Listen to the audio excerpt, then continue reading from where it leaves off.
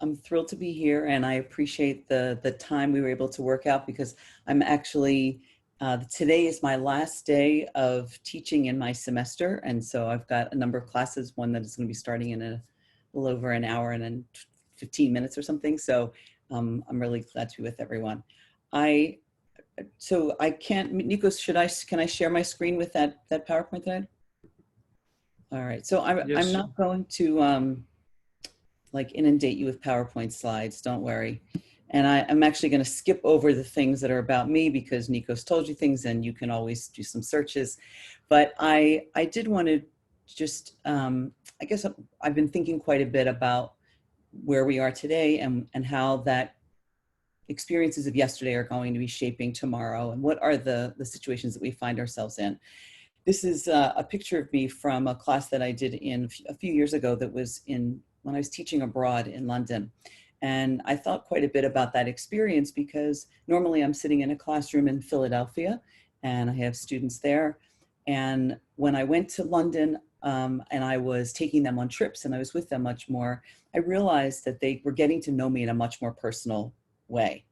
And I resisted that at first. I thought that that was going to change the authority that I had in class. But actually, it ended up being the best thing that ever shaped my teaching. And I think about that a lot with what I'm going through right now, that my students are seeing me in my home, sitting in my room in a sofa, my dog beside me, my family coming in every once in a while, and that the humanity of that has really improved the teaching environment, not changed it for the worse.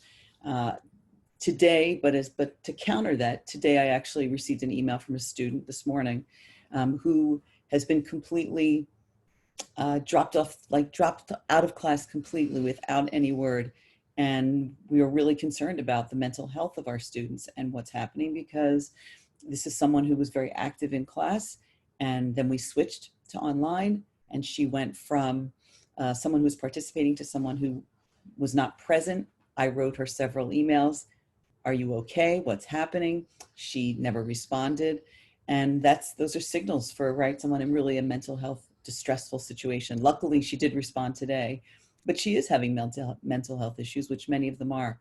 So I think the conversations I'm having with my university that are really around the balance, right, between wanting to teach the content that we really need to communicate, with recognition that everyone is going through extremely difficult situations, some difficult for some more than others, but that we need to be cognizant of that. And actually, the university had decided to allow students to change their minds, right? We were probably 2/3 through the semester when the quarantine started, and that they're allowing them to choose to take the course for no credit. So it's not a pass-fail, which I know some universities are doing. It's actually, the course will end up on their transcript, but they can take it for no credit. So all of these things, without getting into too much detail about that, all of those things have really altered, I think, not just the way we're thinking about teaching now, but what it will be in the future.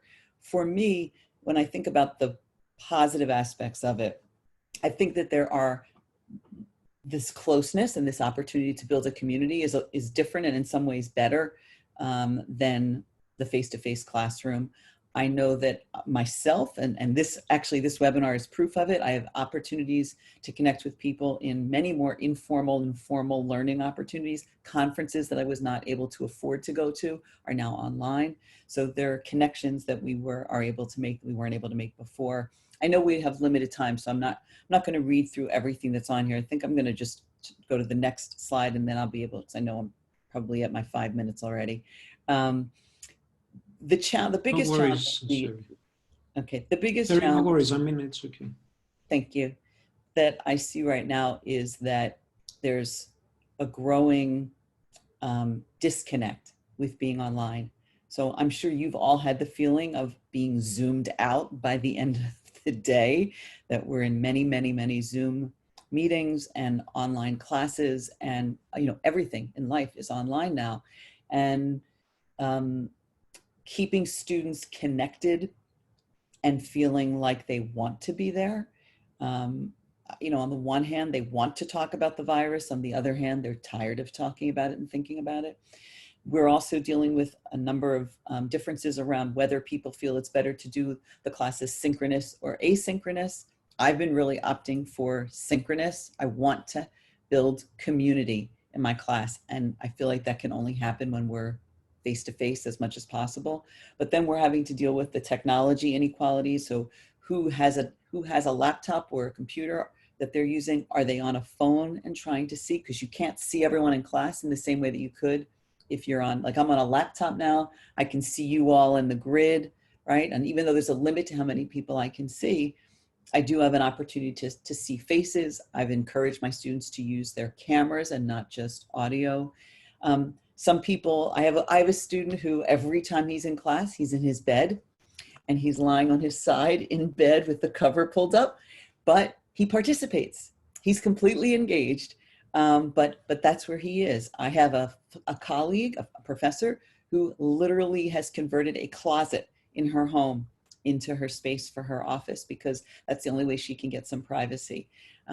So there are things that are lovely about having my dog next to me, and then there are things that are disruptive about that. So the fact is that each individual person is dealing with that. So I think that is a real challenge in teaching, right? In trying to provide equal learning opportunities for all of our students when everybody is in a very different situation. And that really continues into all of our professional environments as well.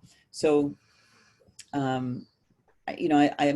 I imagine that many of you are dealing with a lot of those same issues. And I feel like we're still at we're at the early stages of it. My university at this point has decided to continue online through the summer, but no one's made any commitments to the fall. I've been told that it will likely be a combination of online and face-to-face.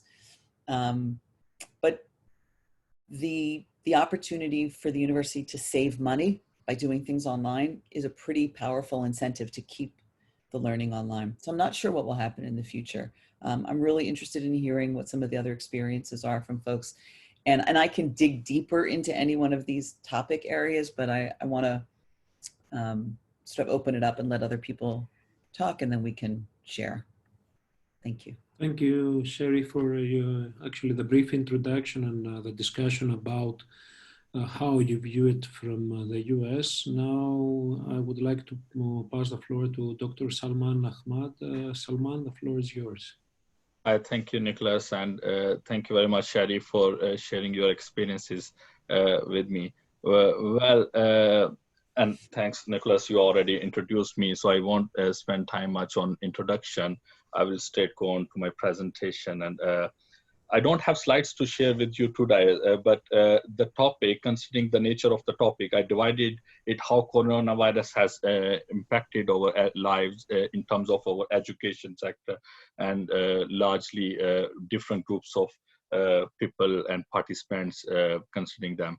I divided my whole session based on like 4 parts, which are challenges. We will talk about some opportunities, trends, and solutions, which can stay longer after even the virus pandemic has ended or we will return to our normal lives. So let's first discuss the challenges we are facing in the education sector due to this coronavirus. First, obviously, this was a forced experiment. Universities were not prepared. Although universities have started going into online and digital education quite a long time and started establishing departments and also more programs like edX is one of the largest managed by different university consortiums. But still the speed and the was not as the pace was not as it should be as compared to the developments in other sectors and other digital technologies. So when it became the pandemic has became as a forced experiment to go digital for everybody, it was quite a panic situation, and many problems have emerged which were not before, and we realized, oh, they are quite big challenges. A few of them I have brought here, which I will be discussing now. First of all, engagement is one of the major challenge, I think. Student engagement, learners engagement, and engagement from the academic side as well, academics, because line managers, academics, and students, all sectors, and administrative and sports staff, everybody is working digitally from homes. So how they all are on one page and delivering the best education experience, it's very difficult. And literally I ended up teaching some seminars where I was only teaching myself, nobody appeared. And I also ended up teaching seminars where I was expecting few students and there were many students and they were live, and they are changing behaviors for students. So this is one of the challenge we are facing in the education sector, and I think that need to be addressed with good research, and it will take time. And I think it needs also time for people to adjust with the digital systems, and then the second important challenge, which is very important for the developing countries like Pakistan, South Asian countries, is the digital capabilities. Were we ready, not as individual learners, but also from the perspective of universities? Did we have all the resources in place to go online quickly? Or even if we are online now, do we have resources which are strong enough to take this wave longer? Like how long we can survive online education with these current digital capabilities? We need to spend resources on these, and from all perspective, from the academic perspective, from the universities as facilitators, and also from the perspective of learners. We need to increase the digital capabilities of learners so that they can absorb the education the way they were doing it in the in-person education in universities on campuses. And another factor, I think it's a big challenge nowadays, because have you seen so many courses? If you open your Facebook, you will saw like hundreds of ads of online courses. Everybody looks like everybody turned into an academic or teacher or some kind. It's good, but it's also challenging, because information intelligence has become very important. For what information you are receiving is important. You need to be able to synthesize, and that's the capability. I think we were way behind in many other countries, because education is very important for learners, but which education, who is teaching good? Do they have degrees enough? Do they have capabilities to teach? So, and this is something we can't give certificates to each and every person teaching online, but we need to train our learners. We need to aware them. We need to educate them that you need to be able to understand. You need to be able to make decisions that who is right, who is wrong, what information is correct, what is wrong. This is very important in this scenario. And it's a big challenge, and especially from South Asian perspective and all these countries, and also East Asian. So it's pretty much all over the world. It's a big challenge now we are facing. We all are seeing everyone has very nice backgrounds, but one being part of this online learning department is emerging factor, which is copyright problems. When you teach something in the lecture room and you present slides and you use a picture, that's not part of copyright. But when you're teaching online and it's being recorded and you presented a slide and use a picture, and this recording become copyright, it comes under the copyright laws. So somebody who owns that picture, which we use in our slide, can come to us and ask for, or you use my picture, even if we used in the recording. So there are very thin lines. We need to be careful now, and our laws, regulations, all these, and we need more awareness before these sectors. And final one in challenges which I selected for today is understanding the changing behavior of people. How people behavior have changed through all this scenario, and how people are reacting towards education, how they are willing, and we can see, as Sherri has discussed, we are turning into minimalistic strategy where we are thinking that we don't need so many resources to do many other things. Some things can be done with very smart way, with very limited resources. We were spending too much money on traveling and all these resources to go into the campuses and getting education. So these were some challenges, and obviously they are not all challenges with this pandemic. There are many opportunities, many, but I think one word which can cover all of these opportunities is this is an opportunity for us to developmental leap. This just a phrase from the baby developmental process, where because we were not developing with the pace the technology was growing. But this is the time we can learn this, and we can take this leap with the help of this forced experiment for everybody. And we can train our educator, we can train masses, we can educate them, and we can prepare our resources. And now let's come to the trends with these opportunities, how the trends are changing in the education sector for future. What I see being a part of digital education for a few years, I think the future trends are more into independent learning. Learners will be in the control of. The control is shifting from universities, from educators, in the hands of learners. They will be more controlled of their learning process. So we need to be prepared for that. How they will, as Sherri said, somebody is just kind of sleeping and participating and well engaged. They are well engaged. Sometimes they don't want to. You give them something and they don't prepare it. That's the control they got now. They were not in control when they were in campuses. And second trends I'm seeing, on-demand learning.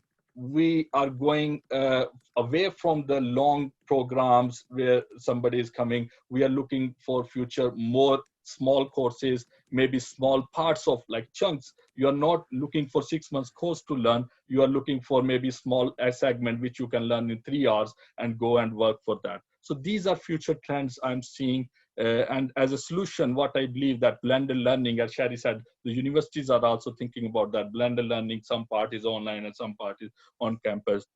I think that's a future. And while designing these solutions, we need to be careful. There must be cognitive presence. Students must be able to learn and engage with these materials, and teaching presence needs to be there. There must be academics who will must be there to support the learning process, and social presence should be in these solutions. It's very important, because one part of learning process is social. We learn socially from each other. We learn from each other's experiences. That's all. And that's the way we create a learning environment, which is very helpful for all the stakeholders in this problem. Thank you so much for your opportunity, and I think that's all from you for this. And thank you, Salman. Thank you for accepting our invitation as well. And up until now, our two speakers actually have highlighted the opportunities that exist, but also the challenges. I would like actually to ask Asma as well to comment on that. Asma, do you also see, what are the challenges that you see from your own perspective, actually? Asma, yes, you want to unmute yourself because it's muted. Thank you.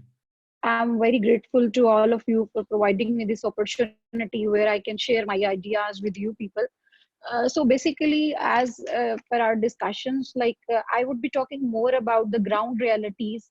Recently, Prime Minister of Pakistan, Imran Khan, launched a tele-school channel, and the basic aim was to provide uninterrupted learning at the doorstep of the people, especially in the lockdown situation that may continue for months and months. Nobody knows. So, if I talk about the positive things, I talk about the background of the Pakistani society. More than 70% of our population live in rural areas. So the basic aim was to mitigate the rural and urban gap and to provide uninterrupted learning to that 70% population living in the villages. And it can help the parents to provide education at the doorstep. Most of the people around me, they term it as a great concept, especially for the remote areas or the far-flung areas is available. And if I share, more than 20 million children are out of school. They didn't have an access to the primary education. So with the help of this initiative, we would be able to reach out to that segment of society that has been deprived since long. After a successful review of this program, we are planning it for the another adult initiative as well, keeping in view the success ratio. So I see, but a day before yesterday, I was there being an implementing organ of the country, a part of bureaucracy. I was there to have a feedback from the university students. They are having some issues. Like one of them is IP static, like it's a controlled kind of environment that they complained. Because most of the students, they just join the class, and after that, they just switch off the video and they mark their attendance, and then they just leave the class.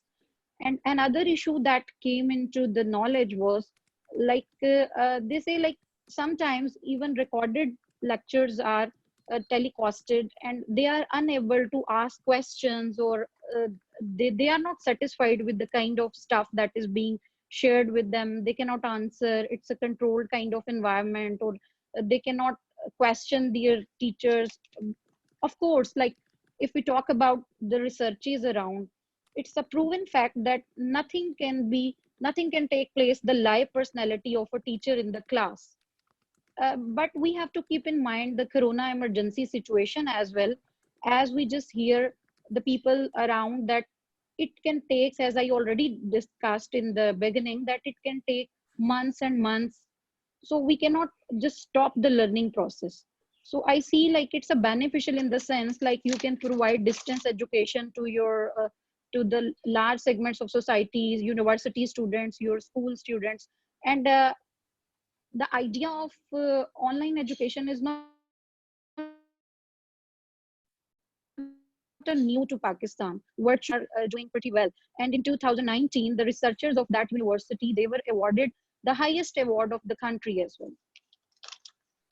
Thank you very much, Asma, for your contribution. And also, I would like also to ask Saurav also to give his perspective also from the ground as well, and especially if there are issues that we need to deal with, because what we have seen up until now, that some societies across the world, and this is one of the benefits of these webinars that we organize, that we want to combine, and also since we attract the attention from the whole world, these everyday experience that we have and different perspectives. So Saurav, do you want to take it over from here and actually bring your own perspective as well and your experiences?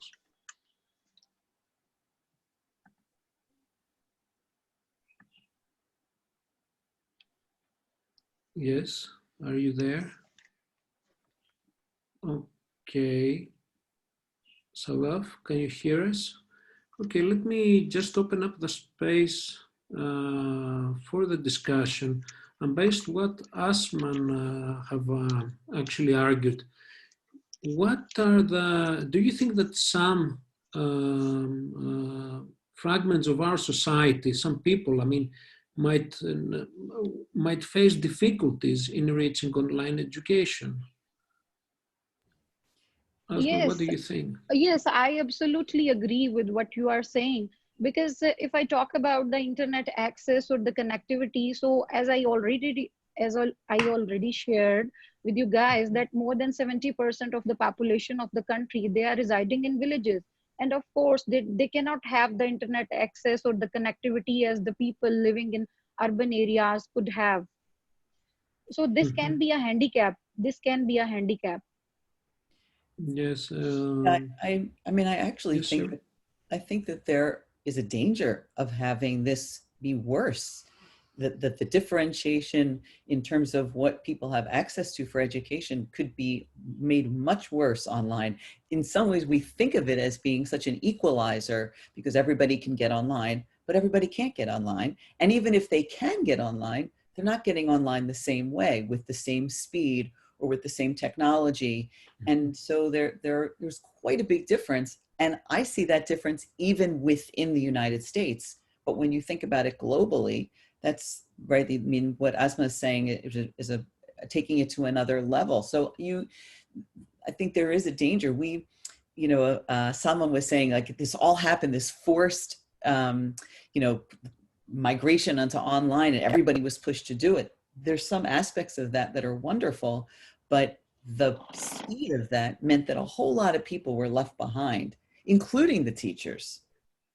Yes, this is an important aspect. I totally agree. Salman?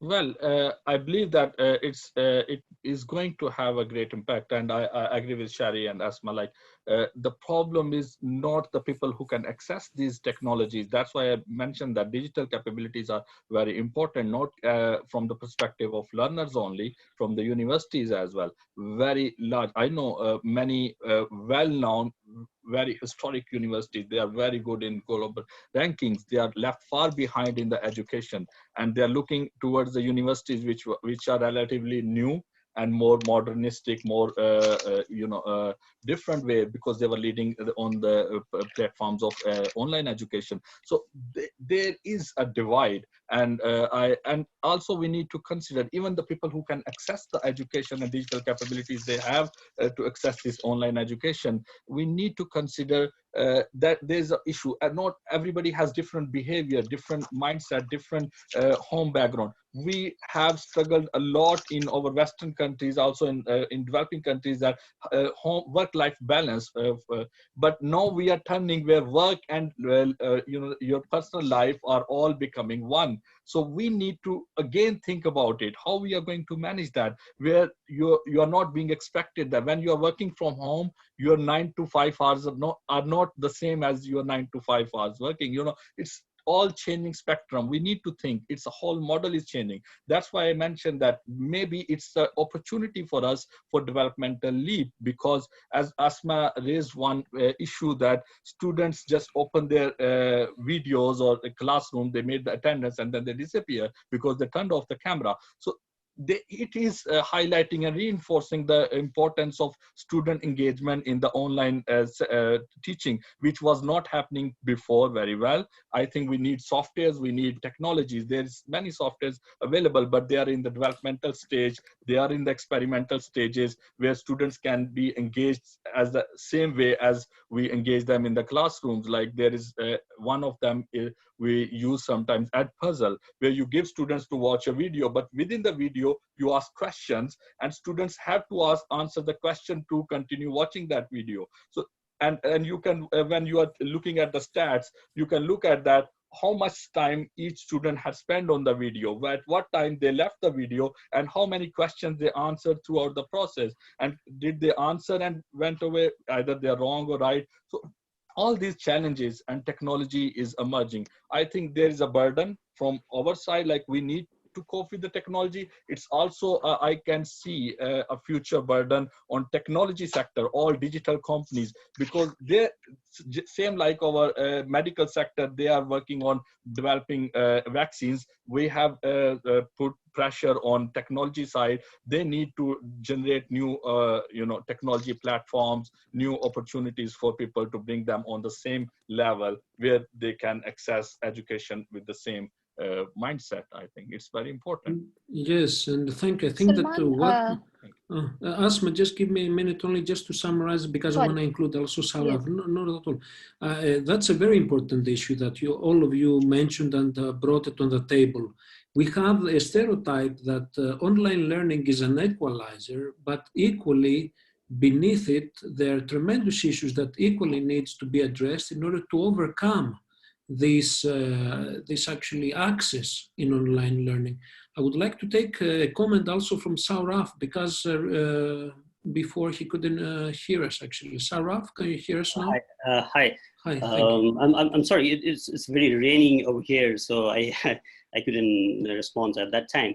So on our experience, so immediate after, I'm from Nepal, and immediate after the lockdown, we started online activities for the kids. Actually, I'm not work for the schools, but I facilitate for the one of the schools. So one of the interesting fact that we realized that, so this process, we need to be very closely work with the parents, because without understanding all the process. So actually we try to do through this Google Classroom. So it will take few weeks to understand how to use the Google Classroom to the parents, not the kids. So I think the similarities with the technology is very, and how to make is user-friendly kind of thinks is very interesting phenomena, like our country, where our parents are not very used to with the technology, or they are not very savvy with the technology kind of thing. So I think this kind of relationship between parents, kids, and the teachers is also very important in terms of doing this successful approach. Thank you. Thank you very much, Saurav. Asma, you wanted to say something and I interrupted you before we start taking the questions from the public, because they're very important questions. Yes, like I was interested in knowing, and I would like to have some comment from Salman about the engagement, because being a field officer, the kind of feedback I could get, the engagement of student was the biggest issue that is being faced. Like the classroom, the online classroom or the Google classroom, it's not as much dynamic as is the live class where teacher is physically present in the class. So lack of creativity, lack of discipline, these are the complaints that we are receiving from the teachers. Yes, thank you for that. Do you actually, Christiana Varda raised a question regarding how do we protect students and ourselves from technology fatigue, especially if we want to make this digital leap post-crisis? It's a question that relates totally with what we are discussing now. Did everyone hear the question? Sherri, do you want to respond first? And then... I think there's a skill set that we need to develop now. How we get trained on this is a question, but the skill set is about, and Salman actually touched on this, which is the when you're living your entire life online, how do you compartmentalize your life? And we've had that, feeling a little bit with our, devices that we've been carrying around, but the idea that you would self-structure your life. So when you are a student or you're a professor or whatever you do for your work, you get up in the morning, you leave your house, you go somewhere and do that. Maybe you go somewhere else for some socializing, then you come home and you have something else. When that's all in the same space, then that's relying on you to make that differentiation. And there are ways to do that. But I think what we need to, and I've tried to have some of these conversations with students and faculty about the need to develop the self organization to be able to determine for yourself, I'm going to do this from this hour to this hour, then, this is my section of work time, this is my section of home time, and for you to put those boundaries up, even though we can get to each other all the time, it's not healthy and it's not productive. I mean, there's been a lot of research showing that we're much more productive when we know that this is time that is focused on a particular activity and then move on to another activity. And so trying to help everyone, and I think that's true for all of us, for the parents, for the students themselves, for the professors, and for there to be a respect about that, so that when someone says, yes, I'll be online until 6, that there's a respect that after that, that's not what I'm in my other part of my day. But that's a skill set that we're all online all the time. That requires real thinking and adjusting that has to happen still. It is actually what Salman has said before, like that we are constantly online. I mean, there's no separation. Salman, do you want to respond to the question? I agree with the question. That's one of the big fear, I think. I never thought I will be afraid to use my mobile. I don't want to use my mobile or laptop anymore because I want to get time out of these things. But this is the time, previously I was looking for the opportunities to use my mobile all the time, but now I want to get rid of them and I want to go. I can't believe that people really want to go out of their homes just to go. They are breaching all the regulations and going out in the parks. They never wanted. Everybody was asking them to go and connect with the nature. No, it's changing behavior. That's what I'm thinking. There will be a big change when we will come out after this pandemic lockdown as a society. It won't be same as we were living before. It will be completely changed. Not from the perspective of virus or vaccines. I'm talking about behavioral perspective. People will be changed society, how we react or how we perceive to things. I would also like to answer Asma's question where she asked me how people they can keep students engaged. I think that's where Asma, we need to engage technology, and we need to be careful, because previously we need to understand the studies and behaviors of people meeting live, because meeting people online is different from meeting people face to face. Obviously there was studies when we were teaching live in campuses that after 45 minutes no students can concentrate on the subject matter, on the content. When you are teaching in the classroom, real classroom, after 45 minutes you need to change, you need to give them the break. That's why mostly lectures were divided like 1.5 hour lectures or 1 hour lecture. 1.5 hour means like 45-minute lectures, and then they go on break, and then they go on discussions and activities. So they were the changing. But in online time frame, like when you are in front of camera or in front of your laptop, it's just 6 minutes. Nobody will watch a video longer than 6 minutes and it's an MIT study. Nobody can watch longer than 6-minute video and concentrate same way as they can and it's a diminishing interest. When they are reaching towards the 6 minutes, their interest starts going down. So after 6 months, they are not interested. So we need to create content in that way. So that's the we bring. So academics, here we need to be aware. Academics are not the learning designers. They are the different people.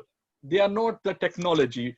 So in this whole situation, we think that the same academic, he's also need to learn the technology and start learning, teach.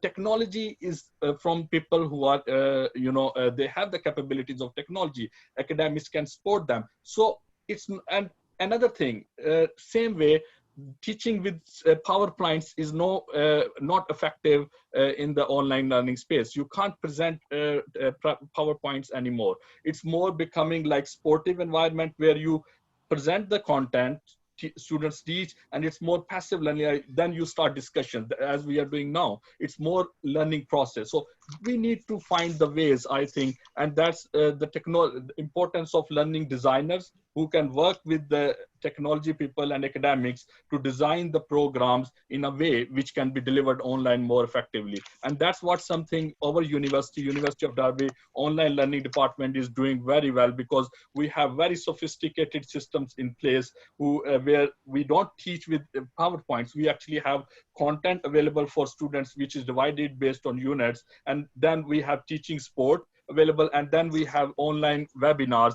And another thing, along with lectures we were doing in the live session in campuses, we were doing seminars where students were more engaged, less in number. But here in online learning, we are doing this online discussion forums. So we have discussion forums where students engage with the learning content. So we need to design these methods and these technologies in a way which we can. But bear in mind, again, the digital capabilities, again, heavy on everything. Anything you can design here, but what if the learner has not the digital capabilities or not the resources to access these available content and all these online help? So that's why I actually combined the question that we received regarding technological fatigue with how teachers can correspond, as Asma also asked. Asma, do you want to respond to the question regarding technology fatigue actually? Sorry, actually, I couldn't hear the question properly. If you could repeat it for me.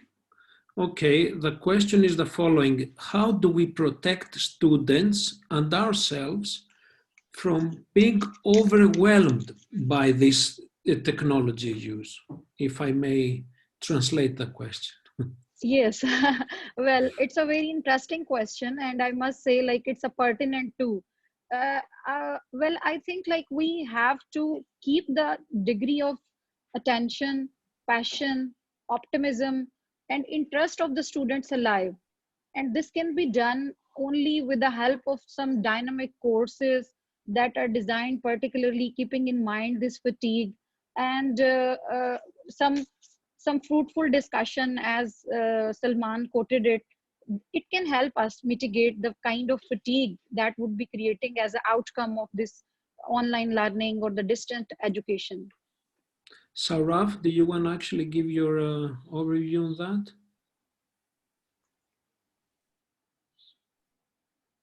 Mm-hmm.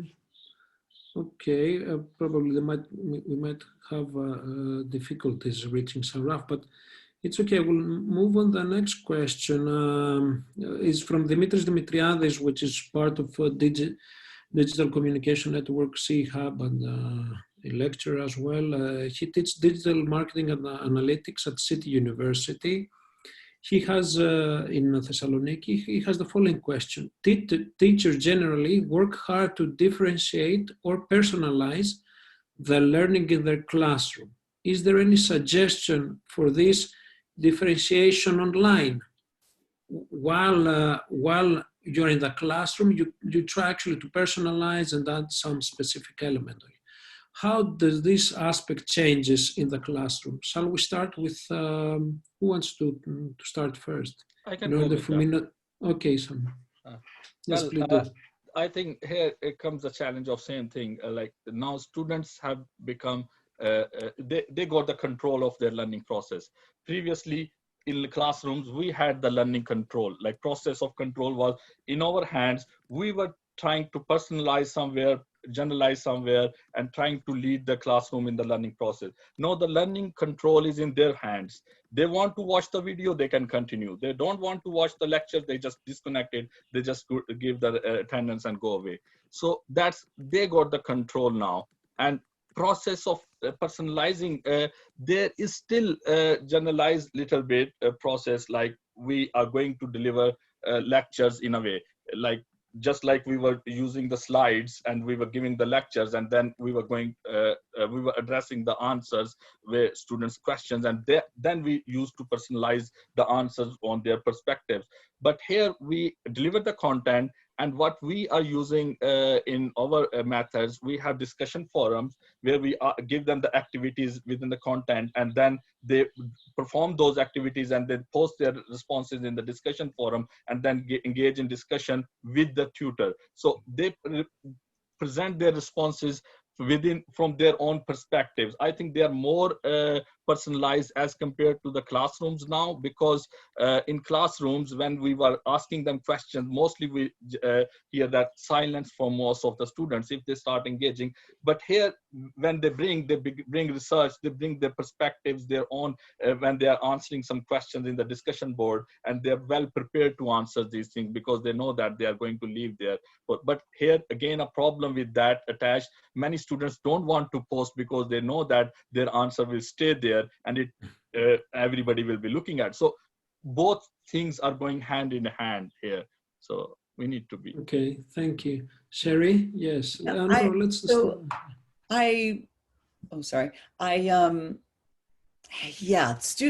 guess, yes, students have more control of their learning, but that doesn't mean they're capable of controlling their learning or that they want to control their learning. And you know, I'm sure many of us have had experiences with students where you create, in the classroom, where you create a project that gives them a lot of flexibility, and they spend a lot of time trying to say, okay, do you want me to do this or this, exactly this or this? So they're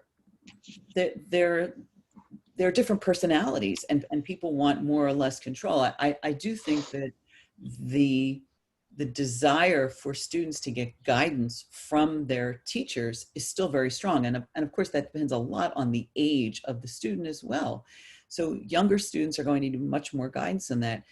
And teachers, to me, what's really interesting about the online space is that the foundation of what makes good teaching is exactly the same, whether you are in person or you are online. The question is, how do I bring that online? And how do I make that a rich environment online where students are able to feel like their engagement, that they have some control of their engagement, while at the same time, I am still guiding it. So in the chat, I wrote to, you know, I was responding to a couple of things and said, you know, one of the things that you can do in a space like this is share your screen. And so the ability for a teacher to give up control which also takes a certain kind of teacher to give up that control and say to a student, show us, share your screen, show us what you're looking at, show us what you're listening to, show us who you're following on Twitter, show us something, not just to talk about, but actually give control to them. We need to help them see how they can control their learning, what that skill is, and that participating in a discussion board is not just a matter of typing a couple words, but how do you really engage in active discussion in an online space? I think they need help with that. I think teachers need help with that. Great. Asma, do you want to respond to this question as well? Let us jump into Saurav. Saurav, do you want to respond to that question? Yes. On our experience, that I found that two interesting things. That one is when the kids get opportunity to do a peer group learning, like on our whole day durations, we give some time to they can talk on the hangout with their friends. So it looks like that they try to give an idea to each other, like how to do the screen share, how to do their assignments. So that's and there is a very the teacher will be silent at that time. It seems that the peer group learning is very important even in these online kind of things, because some kids is very smart on the technology and some kids are very smart on their own activities. Like if there is an assignment for the art, some is very good in the art, but some kids is very good in the technology. So this blending is also a good thing. And as I mentioned earlier, that the key role of the parents is very important, that how they are giving a time to the kids. Previously, when the kids went to the schools, the parents feel that relaxed. We have a relaxed time for the 5 or 6 hours because the kids is going to the school. But now kids is every time with the parents. So parents has to be understand that, okay, so I need to be give a lot of time because I am the teacher of my kids. So and the relationship between the teacher, kids, and the parents is a very key ecosystem that I already mentioned. That is also very give a very interesting ecosystem to understand and to make more comfortable for the kids. That's great. Asma, do you want to respond also to that question? Yes, I must say, like, that was the point highlighted by me, and it's based on my feedback regarding the PM's initiative. So that's the complaint we received, that it's a kind of controlled environment, especially by the university faculty members that that I talked about, the IP static. One of the students, she was sharing that he made a very short video. He joined the class, marked the attendance, and then that video was like quite there, and he was no more in the class to join that. So by the end of the class, she came to know, like, it's the same gesture, or it's the same. He was like, he might be like nodding or making some gesture, and it was repetitively being shown. So this thing is, I think so, like, it's not something very positive, because when you lose your interest, when you are unable to concentrate, the whole learning process is then disrupted. But I must share a very... Yeah, agree. Yes. Yes, Asma, go on, please. I must share a very positive aspect.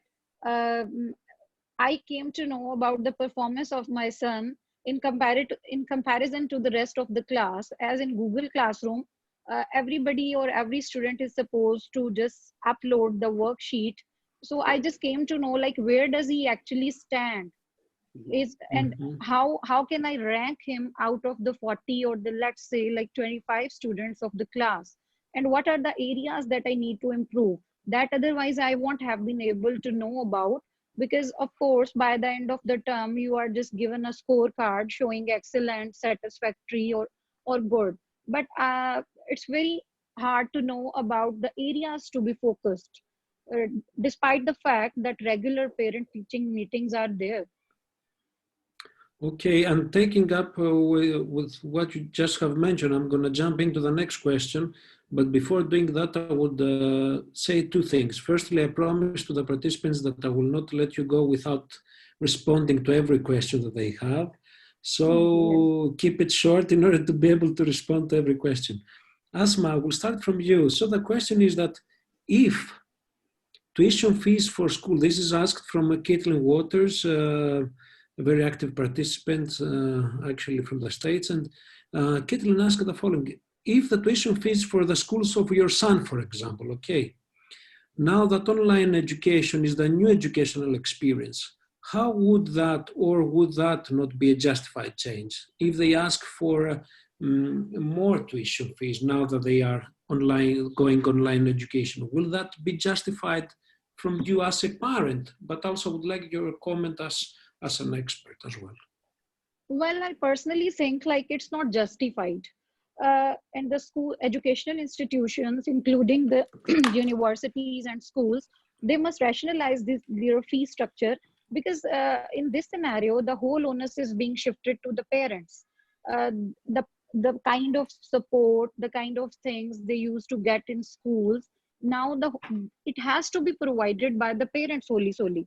So I think like all the educational institutions, they must rationalize their structure, and it shouldn't be the same as has been going on and on.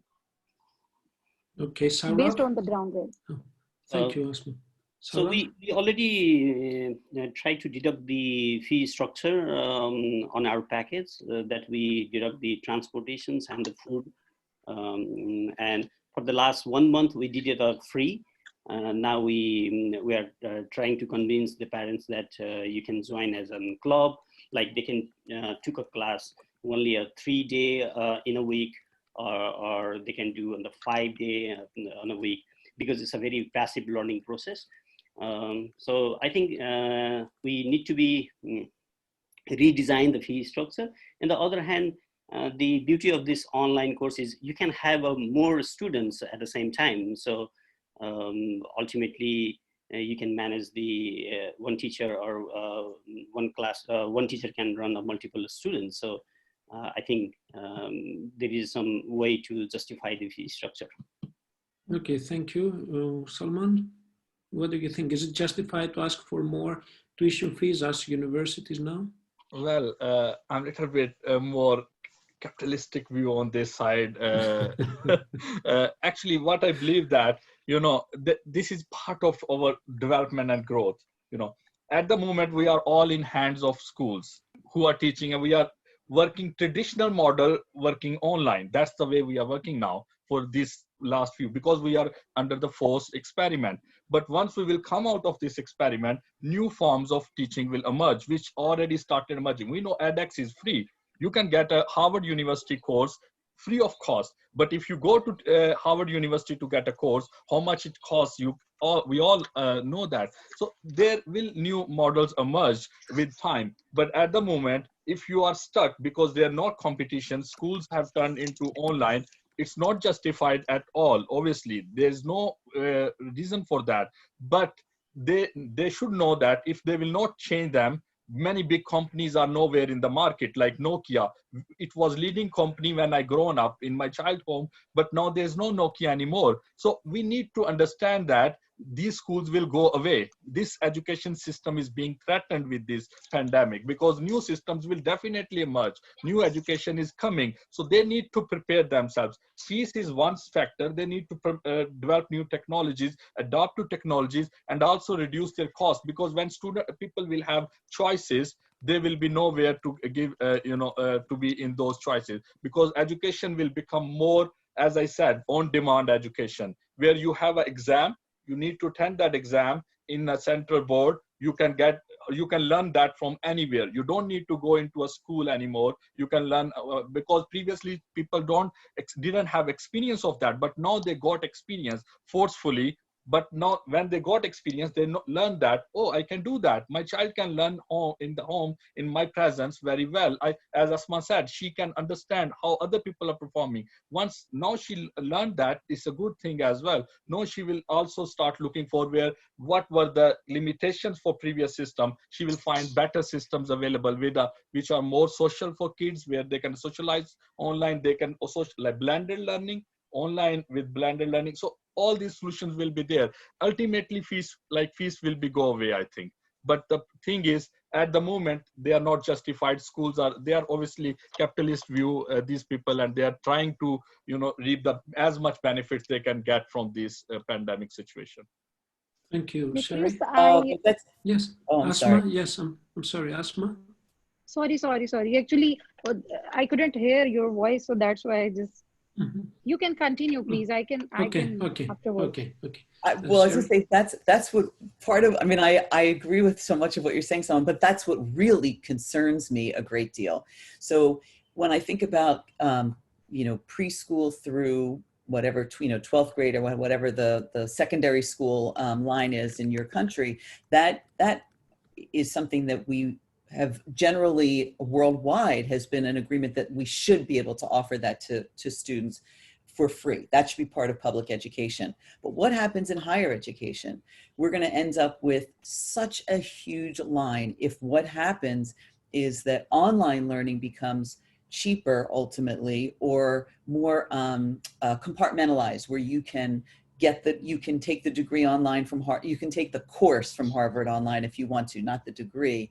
But to get the degree from Harvard, you have to go. You have to be able to pay to live there. You have to pay for room and board. You have tuition fees. So wealthier people are going to be the ones that end up in those places. And we're going to end up with a Harvard degree that is, or any, choose your university, a degree that enables you to get that full experience of the relationship building that happens face-to-face and everything else that happens in a face-to-face college higher ed environment versus, admittedly wonderful, but the learning that's happening, which is only one piece of what people are really buying when they are in higher ed.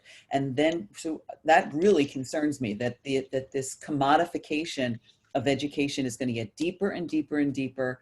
And we're going to end up with fewer people who are able to afford and access a sort of the breadth of knowledge that happens potentially in higher ed. This is, before going to Asma, I would like actually to take up the question from Emma. Emma is asking how we can overcome the basic digital literacy need that we need to address in order to move forward the online learning. But also she asked, we need to think about how we do deep learning online. That's a major question she asked. So we start now from Saurav and then move to the rest of you. Saurav, what do you think? How we can address the deep learning online? It's an interesting challenge. For now, we can go to the so it's all about passive learning approach. So we give assignment, we give some videos kind of things, and the students need to go through that process. And also we try to give some extra activities. They can go around their house, look around their plants kind of thing. So for now, it's also a learning process for us, that how deep we can go through on this whole process. But I realize that the technology is a tools, so to communicating with the kids. But our traditional approach on the learning cycles that we do a deeper conversations, give a space for their own activities. That's remain even in their house. They can create this kind of environment.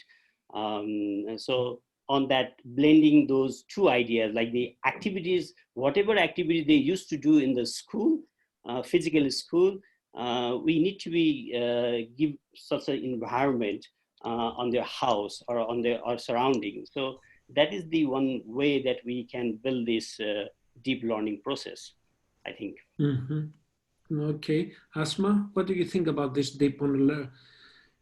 Yes, I would say like we have to focus on three areas basically. Like we have to be very, very particular about the behavioral engagement, like how we can just get the participation of students in the curricula, in the whole education system, the whole academic, social, and extracurricular activities. The second thing is like we have to involve the student emotionally as well. Like how can we have the reactions in their classrooms, schools? How can we infuse or inculcate a sense of belongings or connectedness to the whole of the class or the system? That's quite new, if not altogether new, but that's relatively new for them as well. And third and the last thing is like we have to go for cognitive engagement as well, like how the students are investing, how they are ready to invest in their learning, and how far we have been successful in motivating and self-regularization of the students as well. And the thing that I was about to share with all of my alumni, we have got the fantastic feedback. As I talked about the PM's initiative, we have launched a tele school channel basically. So we have this involved some government channel, PTV, Pakistan Television Network, and it doesn't require any internet connectivity or the digital access issue as we already talked about. So it's helping us a lot to mitigate the disparity between the rural and the urban gap, as it doesn't require the consumer charges or the internet connectivity, and it's accessible to the people across the country. We are getting a very good response regarding this tele school channel. So I must say it's a very fantastic idea designed by the whole team, and we being the implementing organ of the state, we are putting in our best efforts in order to catch the attention of those students who has been dropped out. Even as I shared earlier, like 20 million children of my country, they are out of school. So we have been able to attract those children and the parents who couldn't have an access to the schools. And keep based on the success of this idea, will be the second step is like we'll be going for adult education on the similar pattern. We have divided the timings for the intermediate and the degree class students, and the curriculum is designed very meticulously. Before responding to that question, I would like to bring Sophocles Geroulis because I'm afraid we might run out of time because I just don't want to lose any question. Sophocles asks, to what extent can the successful implementation of the digital model be used as a precedent, significantly reducing the valuable physical interaction between teaching staff and students, especially regarding the issues of inspiring and guiding the students through a personalized relationship. Sophocles brings up the issue of personalized relation that is part of the educational process. Just before passing the floor to Sherri to respond to the question, Annie Kevernadze actually asked what resources do you use in online lessons. Sherri responded to that. Of those of you that you want to share a response to Annie, because it's a kind of technical question, please feel to do it now that you respond. Sherri, regarding the question of personal relationship that guides actually or is part of the educational process. Yeah, well, I mean, I think that there are some teachers and professors that are interested in developing that personal relationship, and some are not as interested in doing that. You know, if you, many of my classroom, when we're together, whether this is synchronous or asynchronous, begin with a question about how has life been going? And I've been asking questions about, you know, what's been the biggest struggle that you've had so far this week? Or what worked for you today? Or what did you binge watch this weekend? I mean, we've been trying to have 2 minutes of conversation, at least at the beginning, that is about our humanity, is about who we are. And that, and there's music that's playing when they first come into the room. And I mean, there's things I'm trying to do to find a way to be more personal about it and take it, go reach through the technology into being more human about it. But the truth is also that students are not always interested in that. You know, there are a lot of there are days when I feel like I am on the top of my game and I am doing everything possible and they're not responding. And that could be because they're depressed. They're having a tough time. I think asking students to keep coming online, and when they forget us, they can't see their friends. That's the best part of being a young person in school, is a chance to see your friends. And when you take that away, I had a friend who said, we've taken everything away from education that they love and only kept the education piece. And, there's a truth to that. So I think we have to recognize that. And I think it was Saurav who said something about having them, the peer piece is still so important. It is vitally important because they need to connect with each other and they need us to help facilitate that. Yes, great, thank you. Salman? Well, I think pretty much first, like I agree with Sherri, like it's more it depends on teacher to tutor, like who wants to like how much personalized and what level of personalization you can take. There's always need to be a balance in that. But again, there will be some students who are not interested and some will be interested. Like I have example, I was checking with my supervisor, like my research students, I was calling them personally to check if they are going well, because I know that everything has locked down. They can't go out and collect their data and work on their research projects. So I was checking with them and I got to know one of my students got coronavirus and she was in home for last 3 weeks. She wasn't able to go anything or wasn't able to progress. I tried to convince her a lot that she can go to get some extension in her deadlines as a safe side, but she's certainly refused that. She said, no, I don't want to get any extension. I want to complete it now. Because I know that at that last time, when it will become like last hour, it will be difficult. But we need to be very, we are all in difficult situation, how much we can, and there is also on burden. If I'm forcing her, maybe it can go in the wrong way, like why I'm asking her to get extension if she's not interested. So all these questions are here, whereas it was not a big problem in the physical classroom when we were like in the universities, because there was completely different process of engagement and any problems if students are facing, they go through different, like if she had any problem at that time, she was staying at home, she was not coming in the classroom. So the whole different department, student experience department was going to deal with that. So but here tutors are on the front line who need to do all bits of work. The other two questions about deep learning, and this one as well somehow with the personalization, I agree pretty much with Asma, which was also part of my presentation. I think in this whole learning environment, we need to be careful that while designing our learning environment, that there must be presence of teaching. There must be cognitive presence where we can understand that students are learning through all these activities. We need to provide them activities. We must ensure that there is teaching presence. Students are going through this process and they are being guided by someone, either their parents, either the tutor staff, or any type of sports there must be there. And there must be social presence. They must be able to engage with other students and other peers, because that's part of, as Saurav also raised that earlier, that all these things need to be even in the online learning environment. And we need to find the tools and all that. There are tools, we just need to compile them in a way that we can create a best learning environment, making sure that all three elements are there. Thank you, Asma. Just one point on Asma's. She shared about Prime Minister's initiative. I think it's a very good initiative, and because reaching the audience, how many people can reach the internet and how many people can watch the TV channel. But there is one challenge, obviously, there that as Asma has also raised, that engagement. If we give teaching students on the TV channel, can they engage back? No, it's very difficult for them. What the system we can give them, how they can engage back with the tutors and the learning process. Obviously, at this time, I think it's the best initiative, but there need to be system in place where students can also engage back if they want, like maybe websites or something complementary with the channel is needed, I think, to support this.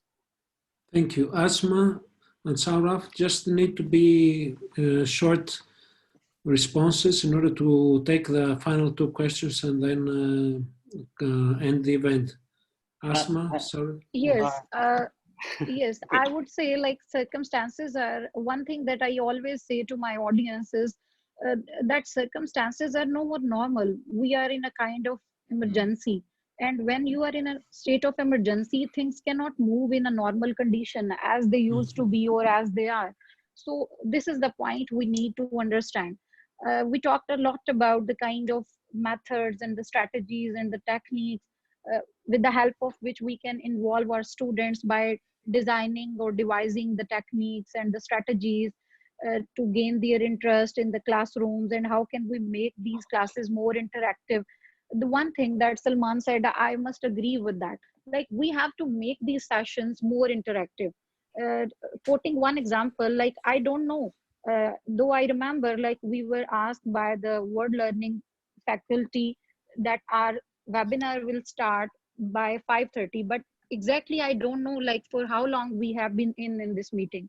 I must give the credit that it was such an interactive session where everybody was getting a chance and they didn't consider themselves left out for a single minute. So that was the reason every one of us was able to just have a focus or to not to lose our interest. So we have to keep the things in this way. Saurav? I think that the personalization is very important, especially for the younger kids, because in the physical schools, they spend a lot of time with their teachers, their supervisors, and especially with their peer group.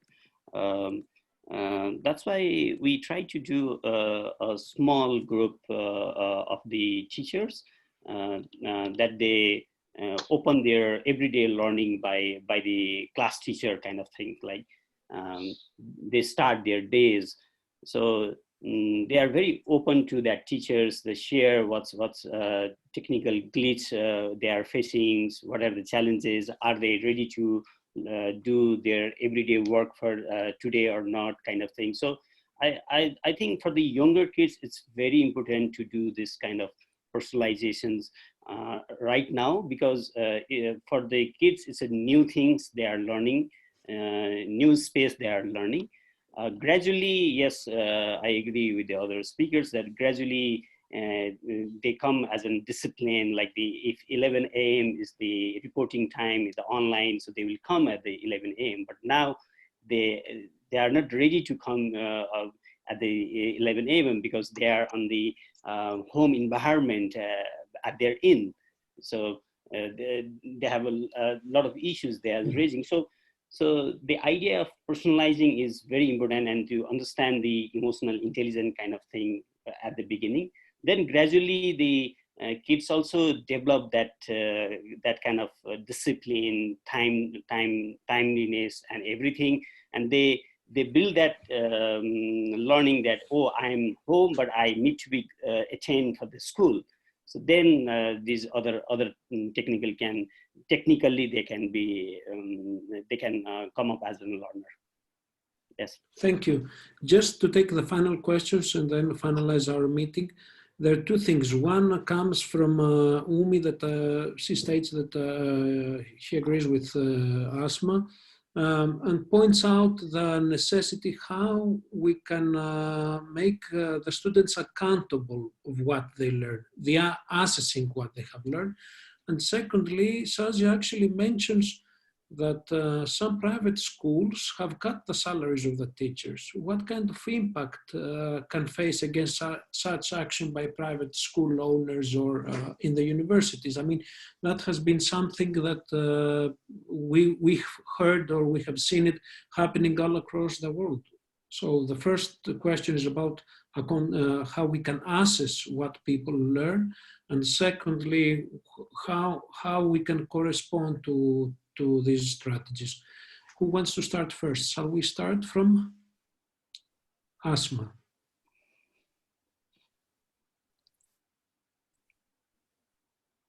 Asma, are you there? Okay, Saurav, do you want to start then? Saurav, do you want to start first and then move on to? Yes, the approach of cutting the salaries, I think it's not the right time. in the government, in the public institutions, it's not happening in Nepal, and even in the private schools, it's not happening right now. So they are trying to train, the teachers how to do these online courses and how to adapt with these new kind of technologies, because many private schools are not into their thinking. They used to planning about the online things, but it's happened very, very quickly, and there is no any options. And interestingly, we have a new session starting from this April. So every school is trying to build their capacity. Even for the teachers are on training, they are doing different kind of sessions. We're helping some of the schools to how to use this kind of new gadget, new approaches, and in other hand, how to prepare the new content, because the digital content is completely different than their regular lesson plans. So I think it's not a good time to cut their salary, but I think it's a time to invest much more on the teachers. I think that's my feedback on this. Salman, do you want to respond? Well, it's a critical question. Assessing, the first one is assessing. Okay, we shouldn't forget assessing as well. For the assessment, that's something actually I already raised with Asma, that I think she's the best person who can answer about that particular telechannel. But I agree, telechannel is the best approach at the moment to reaching a maximum audience they can reach with that. And people should also be aware that assessment is not as important as when I'm talking about at this situation, it's not about like for the longer period, like 6 months or 7 months. I'm talking about just last few weeks and just coming few weeks when we are going through this pandemic. Channel is going well and assessment is not important. We can't place everything for everywhere. We can go because we don't have enough resources, especially if we are talking about Pakistan. But for longer run, it's not possible. I don't think like telechannel can make a good impact if students are, it can leave some impact, but for the assessment, we need to place some other sources, complementary resources. Just I mentioned websites where some quiz need, and more than website, I think the smartphones have really revolutionized the world. And we can get, China made some small phone in Pakistan, maybe in $10, and people can really use that with the application. Even government can supply that to poor children, where they can, through technology, if some question is being asked on the tiny channel, they can answer the question on the, but for this thing, they need to have internet access. So all things are complicated, obviously, but without like, maybe an application which they can open a lesson on the application, which doesn't need like download the application and then watch the question. So things are complicated. We need to be aware that, but systems are placed, people are ready to take actions. I really appreciate that government has taken some initiative, and with the longer run, I think when they will get this feedback, they will try to use that feedback to further improve it and make it better and try to make it more engagement, because without assessment, without engagement, this will not be as effective. It will be just like any other cartoon channel which kids always watch. And that's from as for the fees, schools are deducting fees from teachers, or not fees, like salaries of teachers. Again, it's same. We need to see in the perspective, many big corporations have gone into administration. We need to be careful who is being impacted. If schools are not charging the fees to students, then they have the right to reduce the fee or change the model of salaries. But if they are charging the full fees to students, even if they are in the homes not studying these days, then they don't have any right. And in this situation, I think state need to be active, and they need to be carefully watching who is doing one, because and social responsibility has become very important. How much we are, and I know that a Shack and Shake burger chain in US, they returned the money they got from the government because they think they got $150 million equity fund they can support their employees through. So we need to be socially aware, and because society needs us, we need to return in this, because after all, we all are together in this pandemic. We need to be supporting each other in this situation. You're right. Sherri? So two quick thoughts about it. I mean, I think as far as assessment, it's a very difficult thing to respond to here, because I think depending on whether you are using a learning management system that has embedded quiz opportunities and tests in it, or if you're doing it through television, where it would be much more difficult. I think there's a lot of different opportunities to do assessment, but they depend a lot on how the students are getting their content. And the flip side of that is there's going to end up being less assessment. But the other side of it, which has to do with the fees and the salaries, you know, to just take off our hats as educators and put on our hat as running education systems, their registration and recruitment is being decimated because the economy across, you know, global economy is so affected. People are going to have less money to go to pay for education, to go to higher education. That means there's less money in the budget. That means there's less money to pay for the teachers. So as a teacher, you know, fortunately, I happen to be at a school that has a unionized teacher faculty. And so they've talked about cutting salaries, but they probably couldn't because of that reason. But the reality is, I think we're going to see that quite a bit. And they may even ask for voluntary, you know, for the union to change that, because these are going to be, I mean, I think we're only starting to see the economic, we're going to recover, you know, soon from the pandemic, but the economic impact of that is going to linger for a while. And, you know, I don't want us to end on a sad note, you know, but Yes. I think a difficult time to come for that. And I apologize, but my class is about to start. Yes, okay. I'm going to need to leave. I would like, that's the final word, if someone wants to say something really quick. Otherwise, Salman, yes? Just one thing in the last, thank you so much for everybody. I think it's a very nice session. We got audience from all over the world, people and I would really like to listen other people's perspectives who were part of this session. And if anybody wants to connect me, I can leave my Facebook ID. You can connect me on Facebook, and we can really be connected, and we can talk different solutions. And I would like to learn from your experiences. I think it will be helpful for my teaching process as well, how Saurav is doing and how many other participants, what they are thinking, things can be changed because they have the real experience on ground. I think. We will stay connected. Saurav, do you want to say something just really quick? Okay. I would just like to thank everyone very much. And what Salman have said, I just want to remind you that we are a network. This is why we aim to enlarge this network. And actually, these webinars are part of a larger coalition that is constituted by Digital Communication Network, Southeast Europe Hub, World Learning, and also this one, especially with the alumni network of the Professionals for South Central Asia, that is supported actually overall our effort from State Department. Of Citizens Exchange Office. So I would like everyone for your contribution. We will stay in touch.